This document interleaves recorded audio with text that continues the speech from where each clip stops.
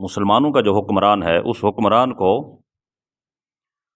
مسلمانوں سے اوجھل نہیں ہونا چاہیے. یہی اسلام کی تعلیم ہے. حضرت ابو مریم رضی اللہ تعالی عنہ سے روایت ہے کہ رسول اللہ صلی اللہ علیہ وسلم نے ارشاد فرمایا کہ جس شخص کو اللہ رب العزت نے مسلمانوں پر حکومت بخشی اور اس حاکم نے خود کو مسلمانوں سے اوجھل کر لیا، مسلمانوں سے ملتا نہیں ہے، مسلمانوں کو وقت نہیں دیتا، تو روز قیامت جب اسے اللہ رب العزت کی رحمت کی ضرورت ہوگی، جب وہ قیامت کے دن ضرورت مند ہوگا اور اس کا دامن سامان بخشش سے خالی ہوگا، اس فقر و فاقہ کی وجہ سے اللہ رب العزت بھی اس حاکم سے پردہ کر لے گا. حضرت عمر بن خطاب رضی اللہ تعالی عنہ کے زمانہ خلافت میں ایک سال ایسا آیا جس میں گھی کی قیمت بڑھ گئی، تو حضرت عمر رضی اللہ تعالیٰ عنہ تیل کھایا کرتے تھے، جس کی وجہ سے پیٹ کے اندر خرابی پیدا ہو گئی اور پیٹ سے آوازیں آتی تھیں. حضرت عمر رضی اللہ تعالیٰ عنہ نے پیٹ کو مخاطب کر کے فرمایا کہ تو جتنا چاہے بول، اللہ کی قسم تو اس وقت تک گھی نہیں کھائے گا جب تک لوگ نہ کھائیں. اس تنگی کے پورے سال میں حضرت عمر رضی اللہ تعالیٰ عنہ نے کبھی گھی نہیں کھایا، حتیٰ کہ لوگ جان میں آ گئے اور تر و تازہ ہو گئے. جب مسلمانوں کے اوپر قحط آتا ہے تو جس طرح عام مسلمان جس طرح رعایا زندگی بسر کر رہی ہوتی ہے، تو ان کے حاکم کو بھی، مسلمانوں کے سربراہ کو بھی، مسلمانوں کے بادشاہ کو بھی، مسلمانوں کے سردار کو بھی اسی طرح مسلمانوں کے برابر کی زندگی گزارنی چاہیے. حضرت صاحب رضی اللہ تعالیٰ عنہ فرماتے ہیں کہ قحط کے سال مسلمانوں کو سخت فاقے لاحق ہوئے. ایک دن حضرت عمر رضی اللہ تعالیٰ عنہ اپنی سواری پر سوار تھے، تو انہوں نے سواری کی لید میں جو کا ایک دانہ دیکھا تو کہا کہ اللہ کی قسم میں اس پر سوار نہیں ہوں گا حتیٰ کہ لوگوں کی حالت بہتر ہو جائے. اور یہ عوام کے، رعایا کے پیسہ کی حفاظت، رعایا کی دولت کی حفاظت، بیت المال کی حفاظت، یہ مسلمانوں کے جو بادشاہ ہوتے ہیں ان کی ذمہ داری ہے.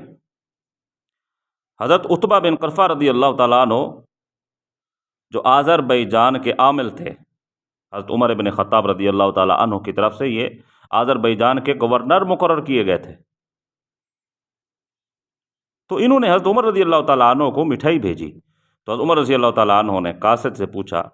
کہ کیا وہاں کے مسلمان اس سے سیر ہو گئے ہیں؟ آذربائیجان کے مسلمانوں کو یہ چیز مل رہی ہے؟ تو قاصد نے کہا کہ نہیں. حضرت عمر رضی اللہ تعالیٰ عنہ نے فرمایا کہ مجھے یہ نہیں چاہیے، اور حضرت عتبہ کو لکھا کہ یہ تیری کوشش اور محنت سے نہیں ہے اور نہ ہی تیرے ماں باپ کی محنت سے ہے. پہلے ان مسلمانوں کو سیر کر جو مسلمان تیرے پاس موجود ہیں، جن کا تجھے گورنر بنا کر بھیجا گیا ہے، پہلے ان کو سیر کر، اس رزق سے ان کا جب پیٹ بھر جائے اس کے بعد پھر جو فیصلہ کرتا ہے وہ کر. اور یہ مسلمان جب اسلامی تعلیمات کے مطابق حکمران بیٹھے گا تو اس کا روب، مسلمان بادشاہ کا روب، مسلمان بادشاہ کا دبدبہ، مسلمان بادشاہ کی ہیبت سے کافر بھی کانپ اٹھے گا. جب بیت المقدس فتح کیا گیا تو یہودیوں نے اپنے مال کو، زیورات کو، سونے کو، چاندی کو گھروں سے باہر ایسے گلیوں میں ڈال دیا، اپنے بکسوں سے نکال دیا، صندوقوں سے نکال دیا، اس نیت سے کہ ہم دیکھتے ہیں مسلمان جو صحابہ کرام علیہم الرضوان آئے ہوئے ہیں، فاتح ہوئے ہیں بیت المقدس کے، یہ مال چراتے ہیں کہ نہیں. مال کے پیچھے انہوں نے جنگ کی ہے، سونے چاندی کے پیچھے انہوں نے جنگ کی ہے، دولت کی حرص میں یہ یہاں تک پہنچے ہیں. ہم دیکھتے ہیں کہ یہ کیوں اس شہر کو فتح کرنے کے لیے آئے تھے. تو ان کے اس سونے چاندی کو صحابہ کرام علیہم الرضوان نے دیکھا تک نہیں ہے، گزرتے رہے، دیکھا تک نہیں کہ سونا چاندی کہاں پڑا ہے، کتنا پڑا ہے. تو جب یہودیوں نے مسلمانوں کی یہ حالت دیکھی، مسلمانوں کی یہ دیانت دیکھی، تو انہوں نے کہا کہ جب تک یہ مسلمان اپنی اس حالت پر قائم رہیں گے اس وقت تک ان کو کوئی دوسری قوم، کوئی دوسرا گروہ، کوئی دوسرا لشکر، کوئی مخالف ان کو شکست نہیں دے سکے گا، کوئی دشمن ان کا مقابلہ نہیں کر سکے گا۔ حضرت حذیفہ بن یمان رضی اللہ تعالی عنہ شام سے گرفتار ہوئے، ملک شام میں جو جنگ ہو رہی تھی، جہاد ہو رہا تھا، وہاں سے گرفتار ہوئے اور رومیوں نے شاہ روم کے پاس بھیج دیا۔ جب حضرت حذیفہ بن یمان کی گرفتاری کی خبر حضرت عمر رضی اللہ تعالیٰ عنہ کو دی گئی تو حضرت عمر رضی اللہ تعالیٰ عنہ نے شاہ روم کو خط لکھا کہ جو صحابی رسول گرفتار ہو کے تیرے پاس آیا ہے اسے میرے پاس بھیج دے، ورنہ میں خود تیرے خلاف نکلوں گا۔ شاہ روم نے یہ پیغام سن کر حضرت حذیفہ بن یمان رضی اللہ تعالیٰ عنہ کو آزاد کر دیا اور ایک قیمتی موتی حضرت عمر رضی اللہ تعالیٰ عنہ کے لیے تحفہ میں بھیجا۔ جب حضرت حذیفہ بن یمان مدینہ پہنچے تو وہ موتی حضرت عمر رضی اللہ تعالیٰ عنہ کو دیا اور کہا کہ یہ موتی شاہ روم نے آپ کو ہدیہ دیا ہے، تحفہ دیا ہے۔ آپ دیکھیں،